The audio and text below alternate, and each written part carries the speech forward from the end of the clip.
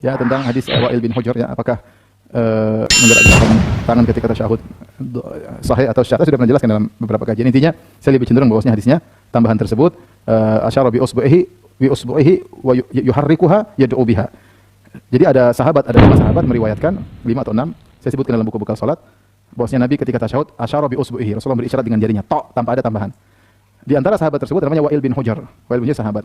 Wa'il bin Hujr meriwayatkan dari di bawahnya jadi Zaidah bin Qudama, dari Asim bin Kulayb dan abihi an Wa'il bin Hujr. Ada 3-5 sahabat, saya lupa namanya, tidak ada Ibnu Umar, ada beberapa sahabatnya, ada 2, 3, 4, 5 ya. Ini semua 1, 2, 3, 4 hanya mengatakan Nabi mengisyaratkan sallallahu alaihi wasallam mengisyaratkan ketika tasyahud dengan telunjuknya. Nah, Zaidah bin Qudama dia menambah tambahan lafal. Tambahan lafal, menggerakkannya Nabi menggerakkan jarinya. Inilah kemudian terjadi perselisihan di kalangan para ulama, apakah tambahan ini disahihkan lafalnya atau tidak. Mengingat Zaidah bin Qudama ini seorang perawi yang sangat thiqah. Bahkan disebut dalam sebagian riwayat kalau dia meriwayatkan dia sampai ulang 3 kali.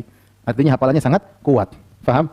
Jadi sebagian ulama seperti Syekh Al-Albani rahimahullah mengatakan tambahan itu sahih dan tidak ada pertentangan. Semua perawi mengatakan mengisyaratkan, dia hanya mengkhususkan menjelaskan secara terperinci yang dimaksud dengan menggerakkan, dimaksud dengan memberi petunjuk maksudnya apa? Dengan digerakkan. Jadi Syekh Al-Albani mengatakan semua perawi benar mengatakan hanya memberi petunjuk, hanya memberi isyarat. Zaidah bin Qudamah dia seorang yang cerdas dan dia sangat hafalannya sangat kuat, dia memperinci. Yang dimaksud dengan menunjuk dengan isyarat maksudnya adalah menggerakkannya. Dari sinilah kemudian terjadi khilaf. Yang jadi masalah kebanyakan fuqaha mengambil hadis ini, mensahihkan hadis ini.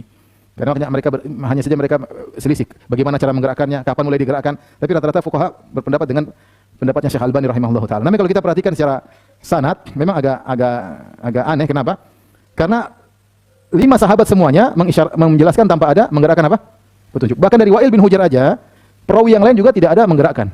Cuma dia bersendirian, Zaidah bin Qudamah sendirian yang menyatakan mengisyaratkan dengan menggerakkan.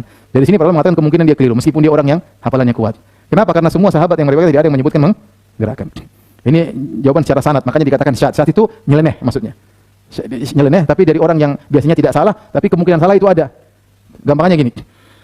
Misalnya saya punya murid 20. Misalnya semua meriwayatkan misalnya Ustaz Firanda ketika sholat jarinya dia mengisyaratkan jarinya. Ada satu murid yang paling cerdas itu mengatakan isyarat maksudnya digoyang-goyang. Nah, ini kan jadi pembahasan lah. Benar nggak digoyang-goyang atau hanya isyarat? Ya. Nah, banyak ahli hadis mengatakan yang mengatakan digerak-gerakan salah. Kenapa? Karena 19 orang lainnya mengatakan cuma mengisyaratkan.